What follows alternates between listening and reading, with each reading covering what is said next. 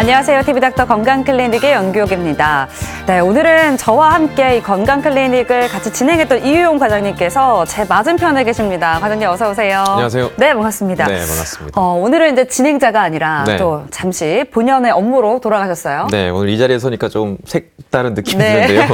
오늘은 제 전문 분야인 심장질환에 대한 얘기를 할 거기 때문에 제가 잠시 연규용 아나운서 옆자리를 벗어나서 네. 오늘은 의사로서 시청자 여러분들과 함께 하려고 합니다. 네. 그러면 오늘 준비해 주신 주제는 어떤 내용일까요? 네, 그동안 우리가 협심증이나 심근경색 같은 심혈관 질환에 대해서는 상당히 많이 다뤄봤었는데요. 오늘은 심장 자체의 구조적인 문제, 혈관 질환이 아니라 심장 자체의 구조적인 심장 질환에 대해서 한번 다뤄볼까 합니다. 네. 심장은 이제 우리 생명과 워낙에 밀접한 관련이 있는 기관이다 보니까 많은 분들이 궁금해 하실 것 같은데요. 먼저 준비된 화면부터 만나보겠습니다. 수많은 기관과 조직이 정교하게 맞물려 돌아가는 우리의 신체, 특히 사람이 살아있다는 것에 척도가 되는 심장은 더욱 정교하고 세심하게 돌아간다. 때문에 심장을 이루고 있는 구조에 생긴 이상은 아주 작은 문제여도 건강에는 큰 영향을 미칠 수 있다.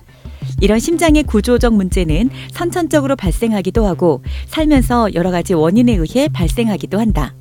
구조적 심장 질환이라는 것은 우리가 흔히 말하는 협심증과 심근경색 같은 심혈관 질환을 제외하고 심장 자체의 구조적인 문제, 그러니까 심장의 판막이라든지 심방 중격, 심실 중격과 같은 심장 자체의 구조적인 문제로 인한 그런 질환들을 말합니다. 이들 중에서도 특히 시술적인 치료들을 고려할 수 있는 질환들을 우리가 따로 묶어서 구조적인 심장 질환이라고 얘기를 하고 있습니다. 가끔 가벼운 증상으로 병원을 찾았다가 심잡음이 들린다는 소견으로 큰 병원에 의료되는 경우가 있다. 특히 병적 심잡음은 심장에 구멍이 있거나 판막 질환 등 심장 내 구조적인 문제가 있을 때 발생하는데 이런 경우 원인에 따라 약물, 수술 등으로 치료하게 된다. 하지만 심장을 수술해야 한다고 하면 환자들은 큰 두려움에 사로잡히기 마련이다. 저희 진료실 찾아오셔서 처음 이렇게 심장질환 구조적인 문제가 있다라고 진단되시는 분들을 보면 많이 당황해 하시기도 하고요. 그리고 또 이제 우시는 분들도 있으시고, 심장 문제이기 때문에 큰 질환이 아닌가, 당장 내가 이제 목숨이 그 위태로운 그런 중병이 아닌가라고 생각하시는 분들이 많습니다. 큰 수술이 필요하신 분들도 있으신데 치료 방법들이 다 개발돼 있고, 그리고 간단하게 시술적인 치료로도 충분히 치료가 가능한 분들도 많이 있습니다. 적절하게 진단받고 적절하게 잘 치료, 일찍 잘만 치료받으시면 건강하게 잘 지내실 수 있기 때문에 그렇게 크게 두려워하시는 마음을 가지실 필요는 없을 것 같습니다. 특히 심장 판막 질환은 후천적으로 발생하는 경우도 많은데 고령 인구가 증가하는 요즘 퇴행성 변화가 심장 판막 질환의 가장 흔한 원인으로 지목받는다. 퇴행성 판막 질환은 적절하게 치료하지 않으면 돌연사와 심부전으로 사망에까지 이르는 중대한 심장 질환. 따라서 적절한 진단과 치료 방침을 세우는 것이 매우 중요한데 오늘 TV닥터 건강클리닉에서는 심장내과 전문의 이유홍 과장과 함께 구조적 심장 질환에 대해 자세히 알아본다.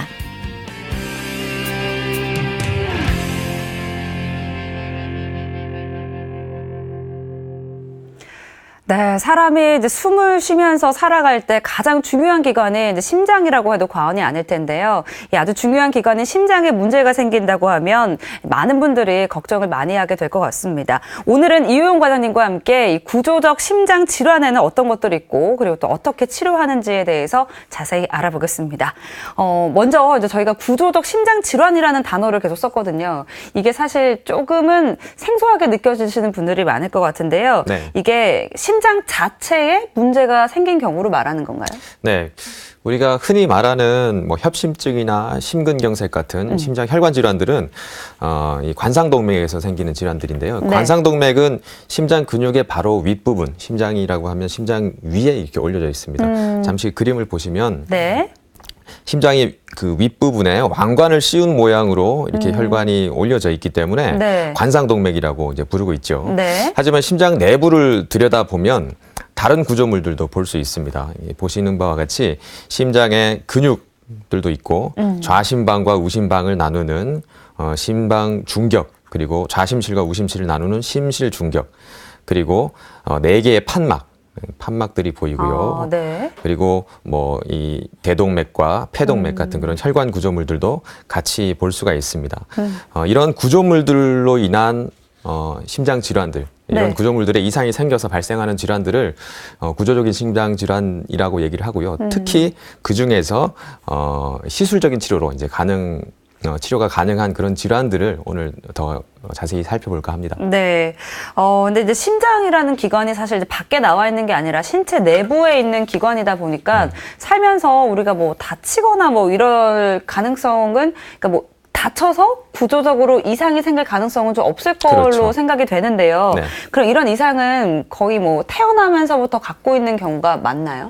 그 말씀하신 것처럼 선천적으로 구조적인 심장 질환을 갖고 태어나는 분들도 많이 있습니다. 네. 하지만 후천적으로 생기는 질환들도 있습니다. 심방 중격결손, 난원공 개존증, 동맥관 개존증, 심실 중격결손과 같은 그런 선천성인 심장 질환들도 있지만 네. 대동맥 판막 협착증, 승모 판막 협착증과 같은 그런 판막 질환들은 후천적으로 발생하는 경우가 대부분입니다. 네. 저희가 이제 심장 질환에 대해서 얘기를 하다 보면 사실 이 판막이라는 단어가 많이 나오거든요. 네. 이 판막이 어떤 기능을 하는 건지 먼저 짚어주실까요? 네.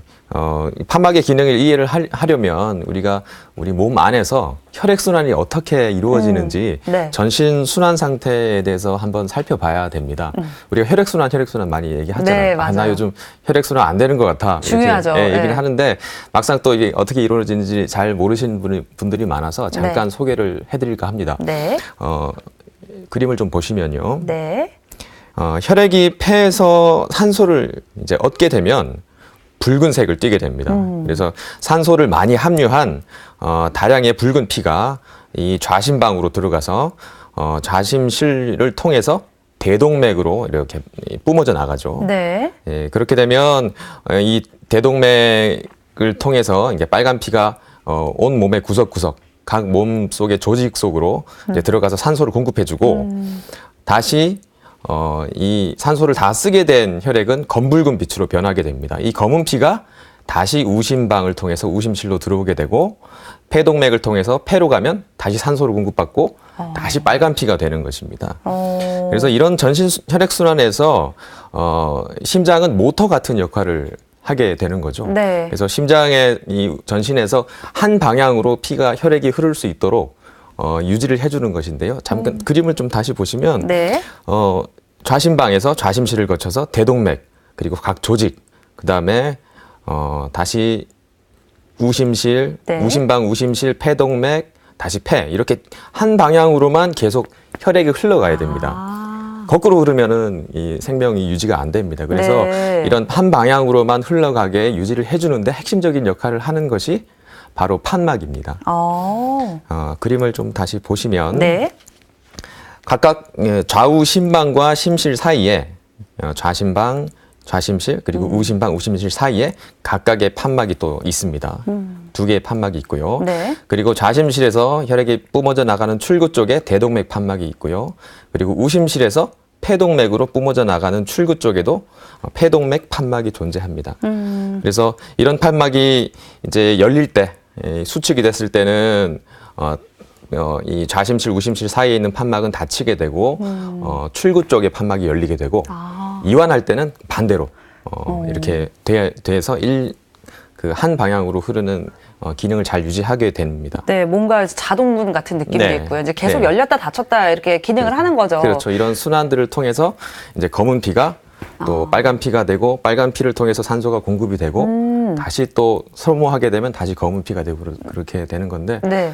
우리 이제 흔히 말할 때 막 따는 분들 있잖아요. 체에서 때 이렇게 바늘로 손을 찌르시는 따면 분들. 네. 이제 검은 피가 나오니까 이거 죽은 피가 나온다 이렇게 말하는 맞아요. 분들이 있잖아요. 네네. 근데 죽은 피가 아니고요. 정맥혈입니다. 네. 그래서 정맥혈은 원래 까맣게 나오고 그렇군요. 검붉은 빛이고 빨간 피가 나오면 그건 동맥을 찌른 거예요. 아, 그렇군요. 그런 그 차이가 차이입니다. 있었군요. 네. 네. 이제 우리가 사실 물건을 사용할 때도 그렇고, 뭐 손이나 발, 뭐 이런 부분은 손을 워낙 많이 사용하다 보면 다치기가 굉장히 쉽잖아요. 네. 근데 말씀을 들어보니까 이 판막도 중요한 기능을 하고 있고 굉장히 역할을 많이 하기 때문에 네. 좀 이상이 생기기가 쉬울 것 같아요. 네, 그렇죠. 앞서 말씀드린 대로 심장 내에 혈액순환이 순방향으로 잘 이루어지도록 하는 그 열릴 때 열리고 닫힐 때 닫히는 게 네. 판막의 역할인데요. 이런 판막의 역할이 이상이 생기는 것이 바로 판막 질환입니다. 그래서 잘 열리지 않으면 네. 그걸 우리가 이제 판막 협착증이라고 하고요. 이렇게 어. 탁 열려야 되는데 안 열리지 열리면. 않으면 판막 협착증. 네. 그리고 딱 닫혀서 피가 뒤로 역류가 안 되게 막아줘야 되는데 잘 안 닫히면 그것을 우리가 폐쇄부전증, 쉽죠? 폐쇄부전증. 폐쇄부전증 네. 혹은 판막 역류증이라고 합니다. 그러면은 이제 판막이 열릴 때 잘 열리고 닫힐 때 잘 닫혀야 되는데 이 판막 질환들이 왜 생기게 되는 거예요? 판막 질환이 발생하는 흔한 원인은 크게 두 가지로 생각해 볼 수가 있는데요. 네. 첫 번째는 류마티스성 판막 질환으로 우리가 어릴 때 잦은 산기도 감염 후에 네. 생기는 류마티스 열에 의해서 심장 판막이 서서히 손상을 받게 되는 거죠. 특히 뭐 대표적인 게 승모 판막 협착증이 대표적이고 여성분들에게서 많이 나타나게 됩니다. 그리고 두 번째로는 노인층에서 이제 많이 발생하는 판막 질환인데 네. 판막이 노화가 되는 겁니다. 네, 노화가 돼서 판막이 어떤 분들은 노화가 돼서 이게 잘 닫혀야 되는데 잘 안 닫히고 툭툭 이렇게 역류가 되고 그리고 열려야 되는데 판막이 우리가 조직이 오래되면 굳죠. 그렇죠. 굳고 석회화가 되고 딱딱해지면서 잘 안 열리게 되면 또 판막 협착증이 되고 이렇게 노화로 인해서 생기는 판막 질환들이 또 있습니다. 네. 그 외에도 선천성 판막 질환으로 원래 대동맥 판막이 그 입이 3개거든요. 네. 이파리가 3개예요. 3개가 팍 열려야 되는데 입이 2개밖에 없는 사람들이 있어요. 아, 선천적으로. 그렇죠. 이파리가. 그러면은 잘 안 열려서 협착증으로 이완되는 분들이 있거든요. 그런 선천성으로 생길 수 있는 판막 질환들도 있고 그리고 유전 질환과 감염 그리고 불분명한 다른 이유로 인해서 대동맥의 기시부가 아주 늘어나게 되면 그것 때문에 대동맥 판막이 작용을 잘못해서 또 역류가 생기는 분들도 있습니다. 그렇군요. 그리고 뭐 감염성 심내막염에 의해서 급성 판막 손상이 생기는 그런 응급질환들도 있고요. 그렇군요. 심장 판막 질환에 대해서 저희가 조금 더 자세히 알아볼 텐데요. 먼저 승모 판막 협착증입니다. 이제 말씀해 주실 때 이 협착증은 판막이 잘 열리지 못하는 경우를 말씀하셨죠? 네, 맞습니다. 그림을 잠깐 좀 보겠습니다. 네.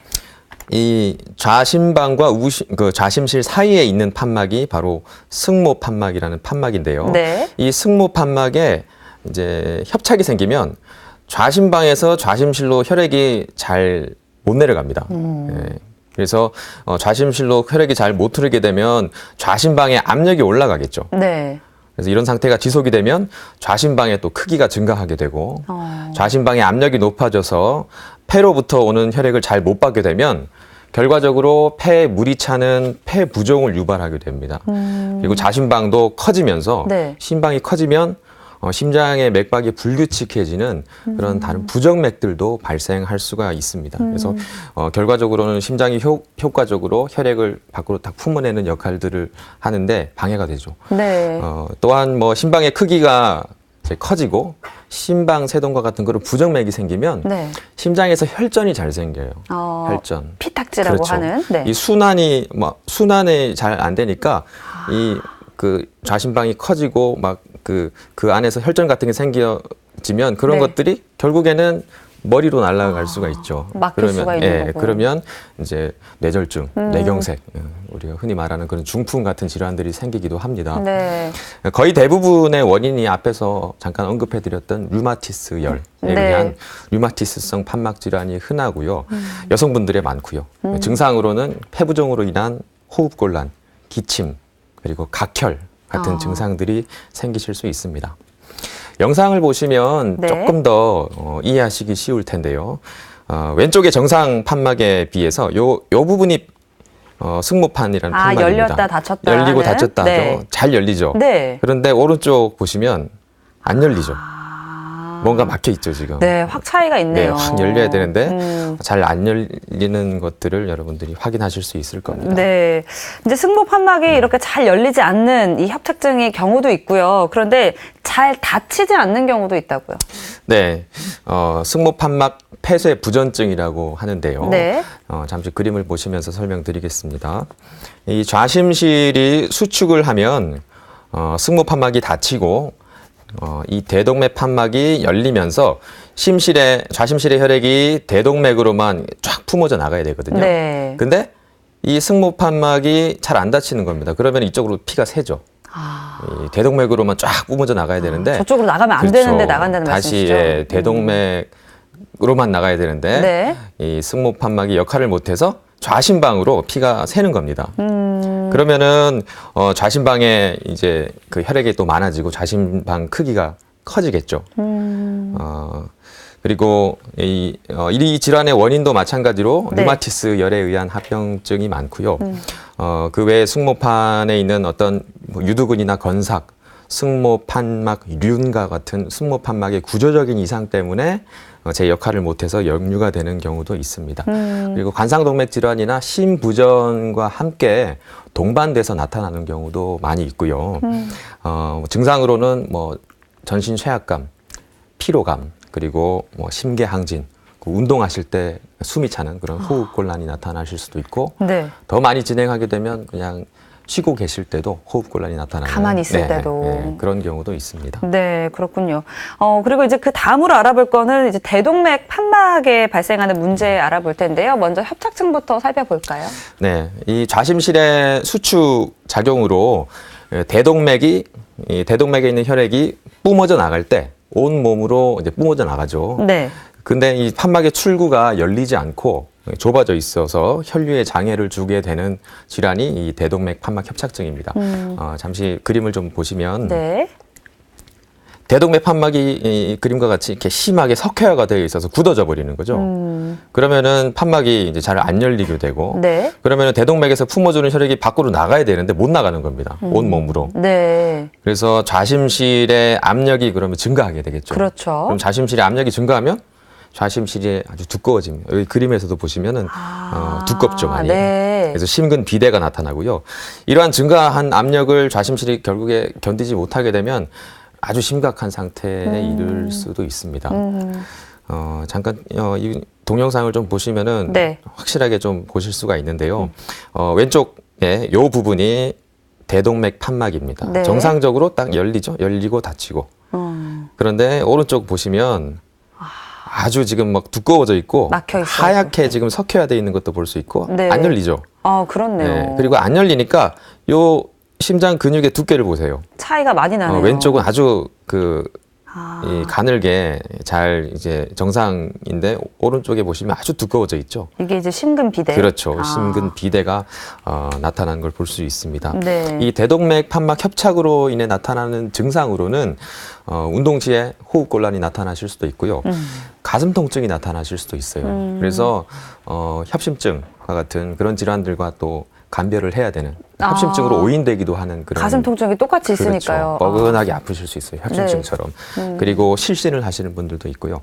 그리고 병이 아주 심해질 때까지 진단될 때까지 전혀 증상 없이 그냥 모르고 계시다가 진단되시는 분들도 많이 있습니다. 네.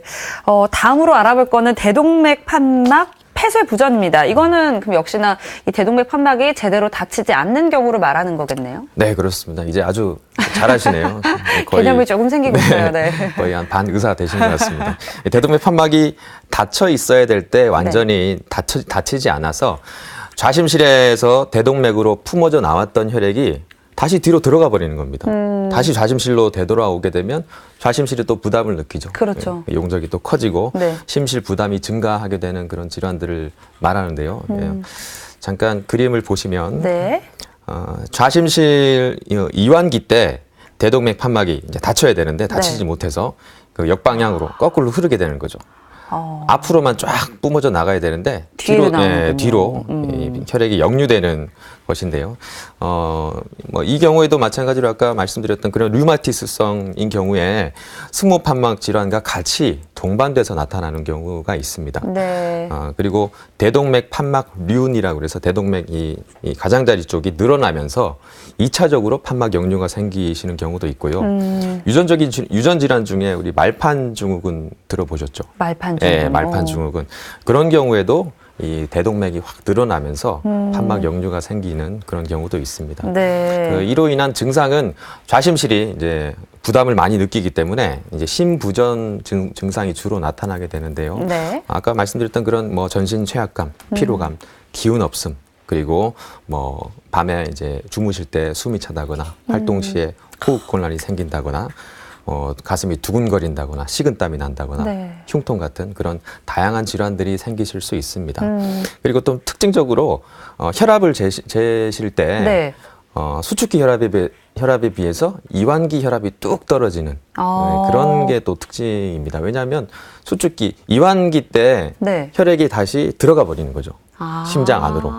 역류가 돼서 들어가 들어가면 안 버리니까 되는데, 네. 들어가 버리니까 이완기 때 혈압이 낮게 측정이 되는 겁니다. 아, 그렇군요. 네. 이제 심장 판막에 이상이 생기는 경우를 저희가 살펴봤는데 이런 경우에 그러면 치료를 좀 어떻게 하면 좋을까요?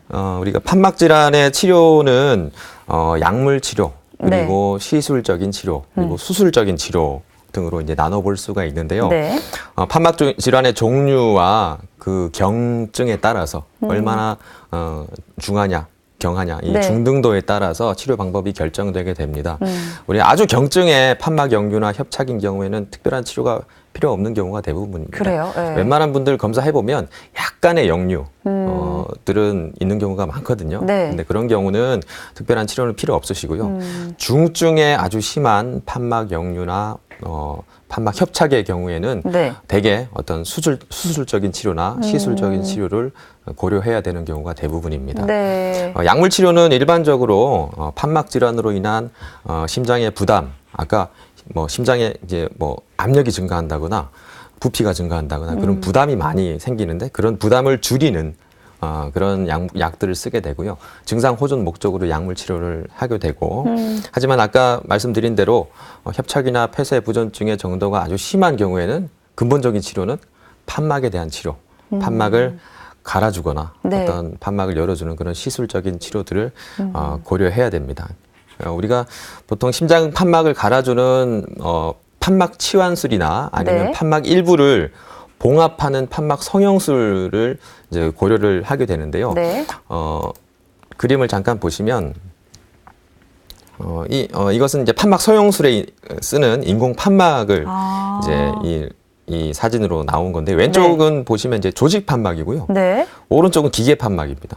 조직 판막은 뭘까요? 이 조직 판막은 돼지나 소의 생체 조직을 이용해서 판막을 만든 겁니다. 네. 그래서 조금 더 우리 생체에 부합하는 조직이기 때문에 어떤 피를 맑게 하는 그런 그 와파린이라는 그런 약을 기계 판막인 경우에는 계속 써야 되는데 네. 이 조직 판막인 경우에는 그런 약을 쓸 필요는 없어요. 네, 하지만 단점이 있습니다. 오래 쓰진 못해요. 보통 한 조직 판막은 한 10년에서 15년 정도 교체를 해줘야 되는 그렇죠. 거죠. 네, 또 그 정도밖에 못 쓰고 기계 판막인 경우에는 이제 거의 반영구적으로 이제 쓰게 됩니다. 하지만 약을 써야 되는 그렇죠. 약을 먹어야 되는 항응고제라고 하는 와파린이라는 약을 계속 쓰셔야 되고 또 소리가 나요. 기계 판막에서 찰칵 하는 소리가 나서 그걸 조금 이제 싫어하시는 분들도 있습니다. 그렇겠네요. 계속 소리가 나면 좀 거슬릴 수도 있을 것 같아요. 네, 맞습니다. 그리고 뭐 다음 그림을 보시면 네. 자기 판막을 살리고 네. 협착 부위를 절개하거나 폐쇄 부전증을 막는 그런 판막 성형술을 시행하기도 합니다.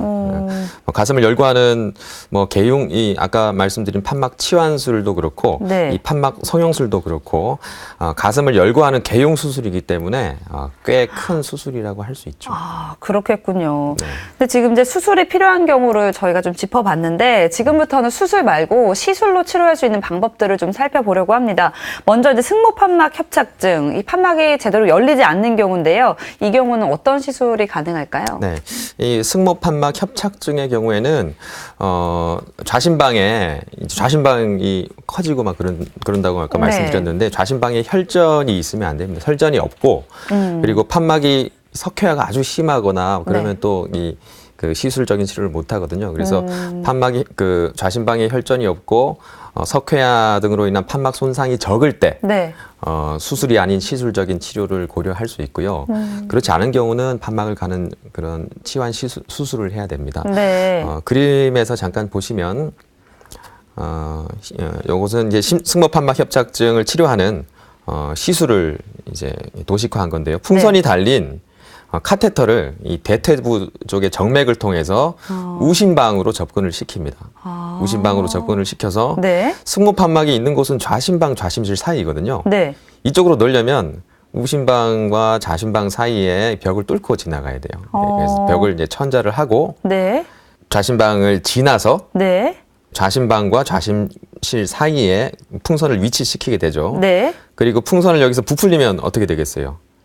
열리겠죠? 부풀리면 딱 협착이 됐던 판막이 착 이제 네, 열리는 벌어지는? 거죠. 그 인공적으로 이제 벌리는 그런 작용을 하게 됩니다. 그래서 경피적 승모판막 성형술이라고 얘기를 합니다. 그러니까 그 시술로 통해서 이제 협착이 돼 있는 부분을 늘려준다는 그렇죠. 말씀이시잖아요. 네, 열어주는 거죠. 그러면 반대로 대동맥 판막 협착증의 경우도 이것도 이제 마찬가지로 시술로 치료가 되겠죠?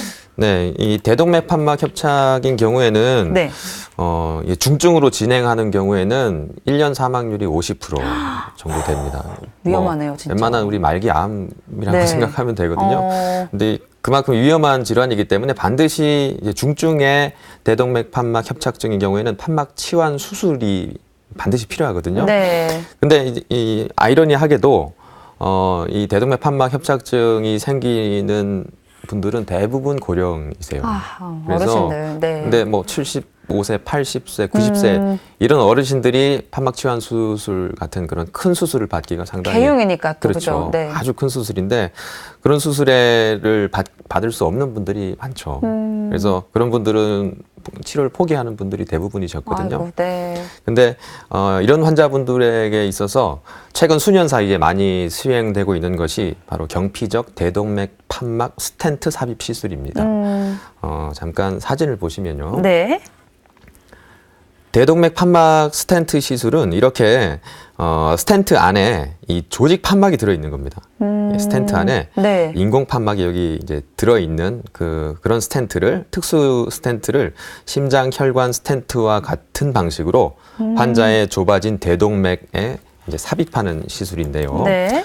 다음 화면을 보시면 가슴을 절개해서 우리가 판막을 교환하는 기존의 개융 수술과는 달리 네. 대퇴부 쪽에 있는 동맥혈관을 따라서 여기 이제 대동맥이죠. 대동맥을 따라서 관을 쭉 넣습니다.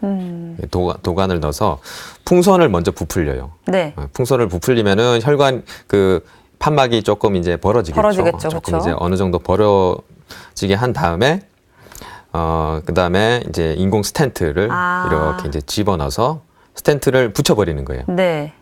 벌려진 그래서- 상태를 유지하기 위한 그렇죠. 거죠? 네. 그리고 안에 조직 판막이 들어있기 때문에 네. 조직 판막이 열렸다 닫혔다 이제 제 기능을 하는 거죠. 그렇군요. 새 판막을 그냥 스텐트처럼 그냥 끼워 넣어버리는 겁니다. 음.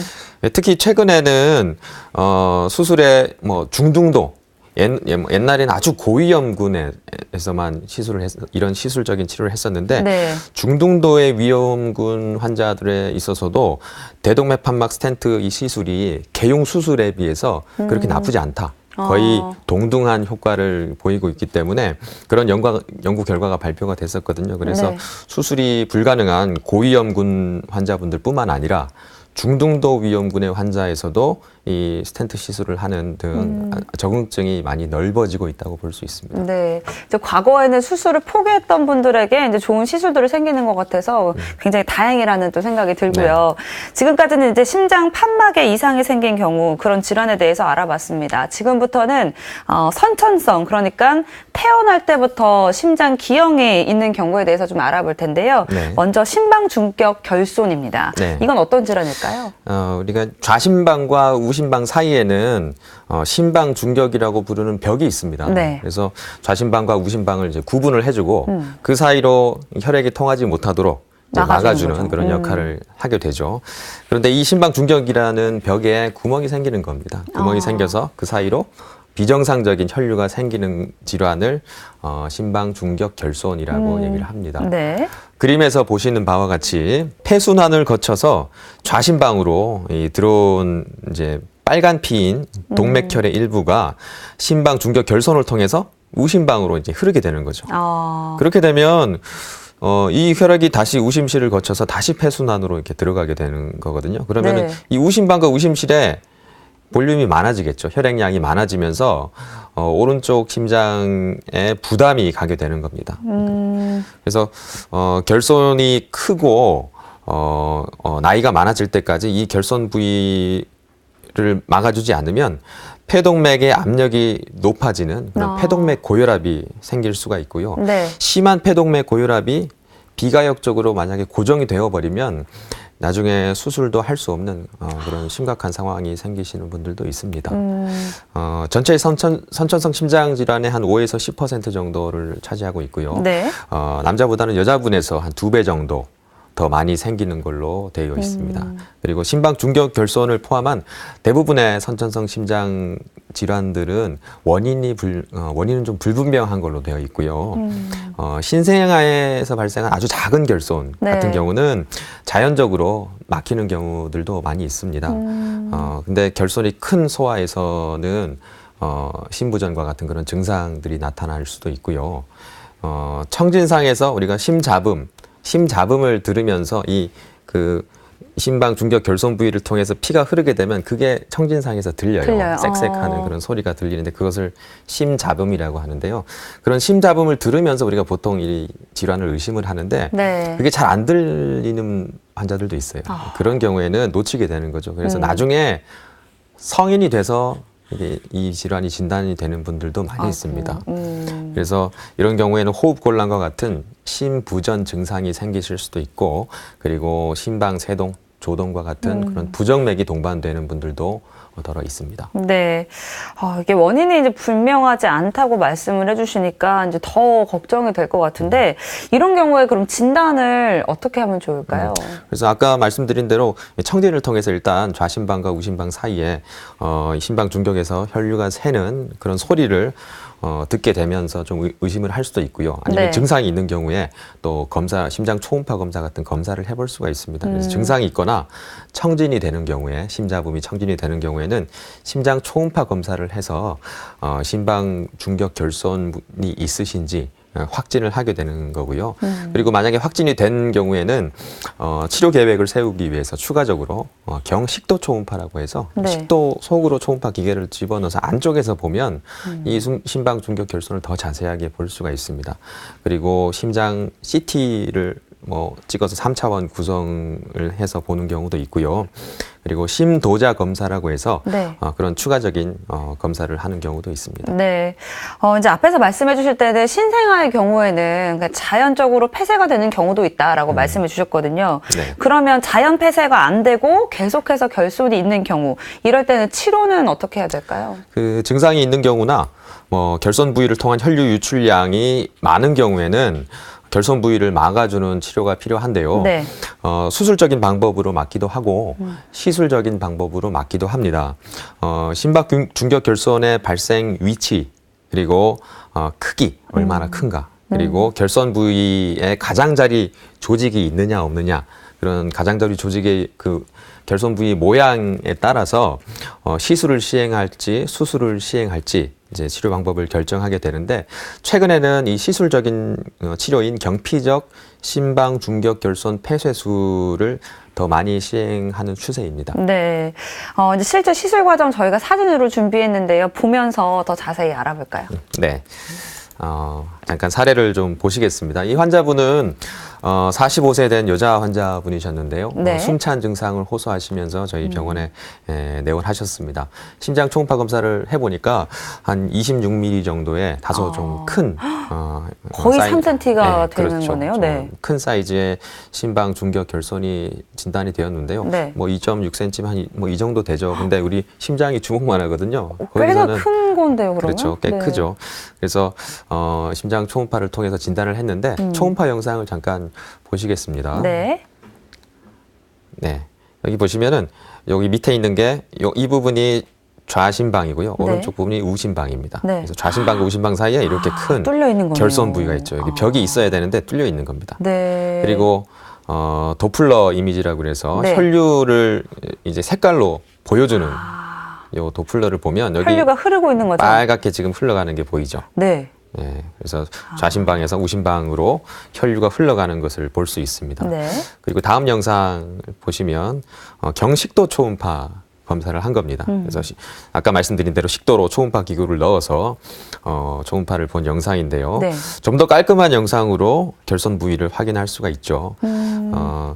좀 더 정확하게 크기 그 사이즈를 잴 수 있기 때문에 네. 이 영상을 토대로 결손 부위를 막는 그 기구의 크기를 거기에 맞는 크기의 기구들을 준비하게 되는 겁니다.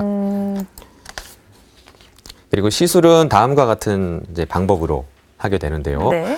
디스크 날개가 2개 달린 그런 기구를 결손 부위에 삽입하게 되는 겁니다. 여기 보시는 화면처럼 네. 날개가 2개 있어요. 네. 2개가 있어서 각각 좌심방 쪽, 우심방 쪽에 딱 접착을 시키는 겁니다. 그래서 좌심방 안에서 한쪽 날개를 먼저 피고요. 네. 그리고 당기면 밀착이 되겠죠. 네, 네. 그 상태에서 우심방 쪽 날개를 피는 겁니다. 그러면은 오른쪽, 아래쪽처럼 이런 모양으로 삽입이 되는 거예요. 완전 막아줘야 되는 거니까요. 그렇죠. 네. 그림처럼 결손 부위에 완전히 고정되게 되는 이제 그런 원리로 시술을 하게 되고요. 실제로 시술 장면을 보시면 대퇴부의 정맥을 천자를 하고요. 네. 와이어를 먼저 이렇게 우심방을 지나서 결손 부위를 지나고 우심방과 결손 부위를 지나면 좌심방이 있겠죠. 네. 좌심방 쪽에 와이어를 넣고 그쪽으로 풍선을 먼저 넣어요.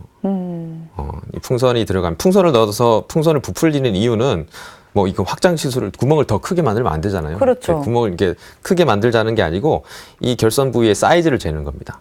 어느 정도. 그렇죠. 좀 더 확실하게 사이즈를 우리가 예측할 수 있어요. 그래서 네. 그 사이즈에 맞는 기구를 이제 넣게 되는 거거든요. 그리고 이제 긴 관을 통해 이제 폐쇄 기구를 이제 운반하는 장면입니다. 폐쇄 네. 기구가 이 관을 통해서 관 속으로 들어가게 되고요. 여기 보시면 네. 이제 그 2개의 날개가 펴지는 그런 장면을 확인하실 수 있습니다. 지금 이제 결손 부위를 막고 있는 거예요. 한쪽이 펴져 있고 나머지 부위도 지금 이제 펴서 밀어넣고 있죠. 네. 네. 그래서 이렇게 하면은 이제 딱 들어가 있는 상태고요. 그리고 잘 고정이 되어 있는지 막 흔들어 봐요. 흔들어서 지금 흔들고 있죠. 네. 그래서 더 뭐 빠지거나 밀리거나 그런 게 아니다라는 것을 확인하게 되면 이제 이 기구를 완전히 이제 분리를 시킵니다. 네. 보시면 딱 떨어져 나오죠. 이제 분리가 돼서 심장에 남는 거죠.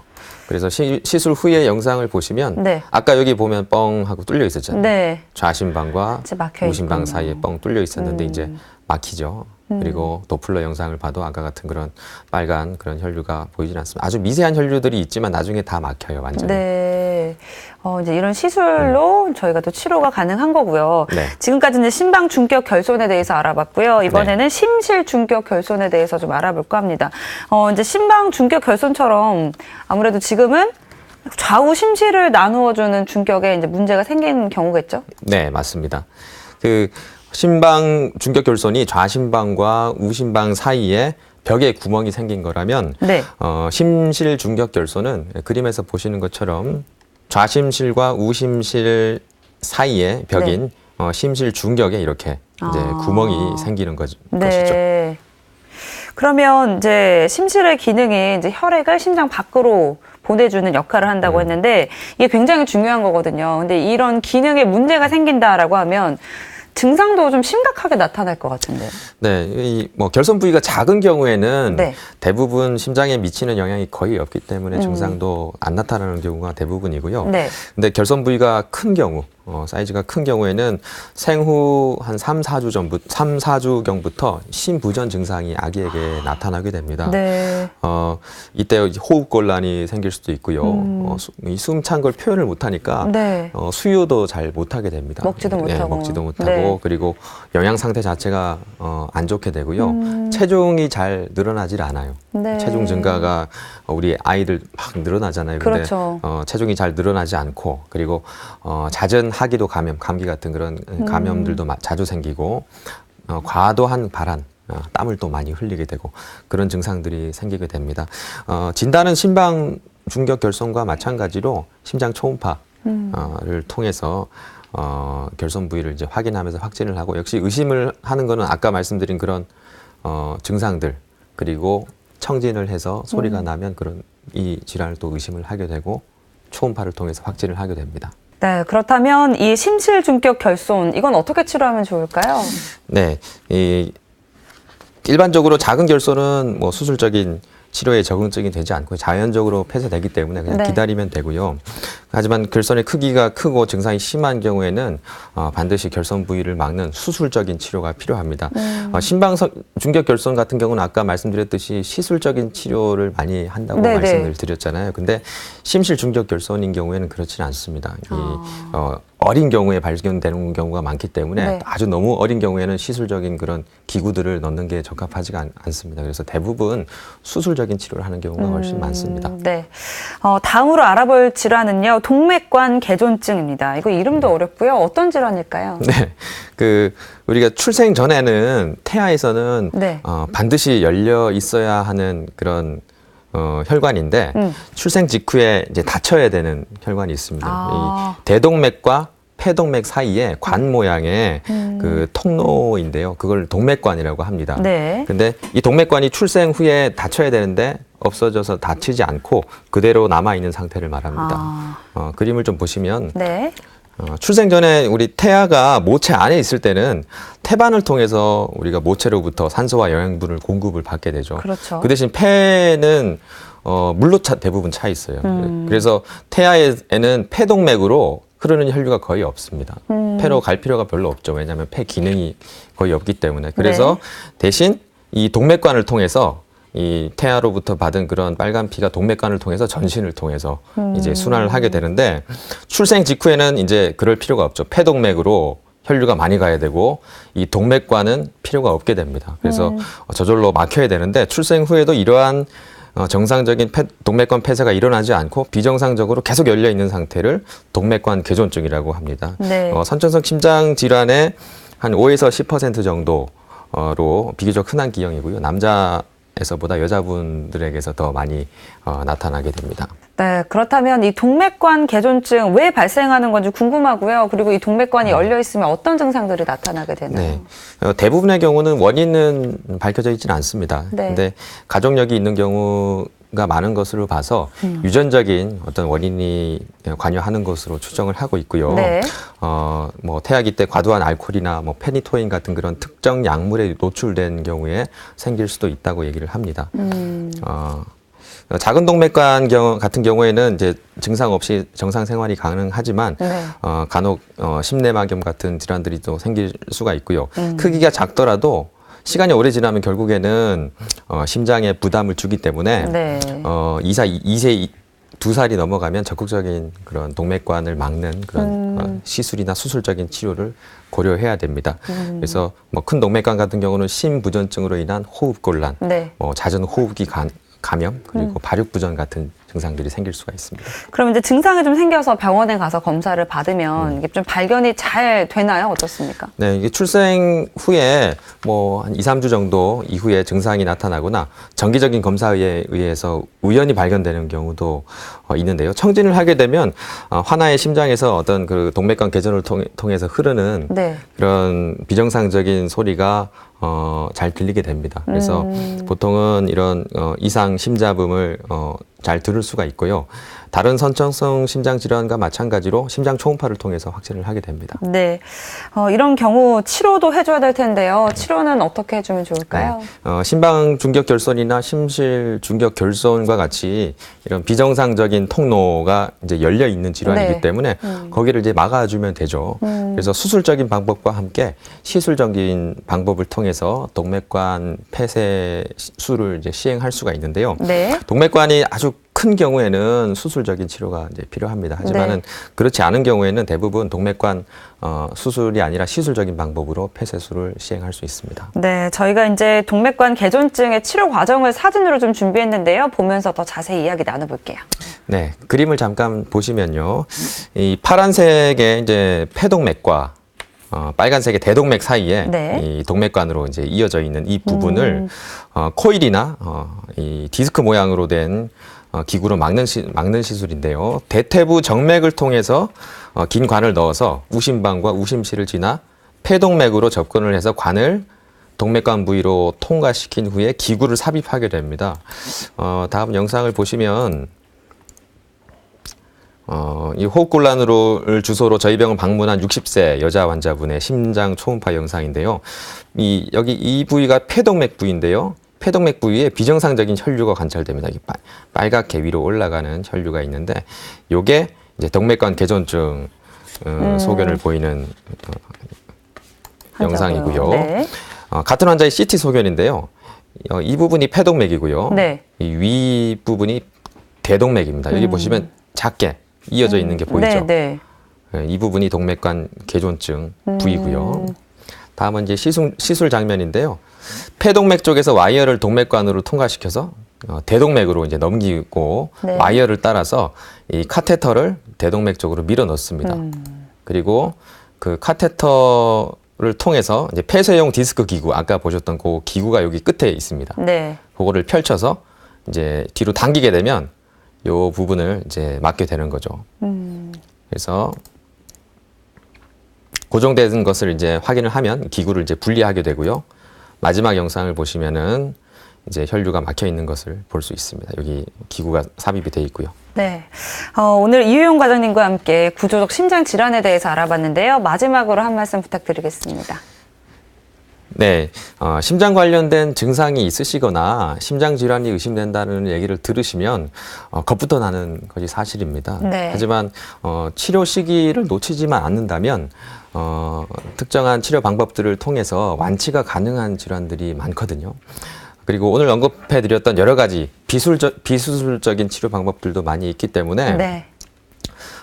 구조적인 심장 질환이 의심된다는 그런 소견이 보일 때는 반드시 이 전문의와 충분한 상담을 하셔서 적절한 치료 방법을 찾으시는 것이 좋겠습니다. 네. 이제 심장 질환을 갖고 있는 분들께 이제 과장님의 응원이 또 큰 힘이 됐으면 좋겠습니다. 이유용 과장님과 함께 했습니다. 과장님 오늘 말씀 감사합니다. 네, 심장에 이제 구조적인 이상이 있다라는 말을 듣게 되면 사실 엄청 겁부터 나고 또 덜컥 심장이 내려앉을 텐데요. 요즘에는 수술 말고 시술로도 치료할 수 있는 방법이 이렇게나 많이 발달이 돼 있다고 합니다. 너무 걱정 마시고요. 전문의와 충분한 상담을 통해서 적절한 치료 방법을 찾아보시면 되겠습니다. TV닥터 건강클리닉 오늘은 여기까지고요. 저희는 다음 이 시간에 다시 찾아뵙겠습니다. 고맙습니다.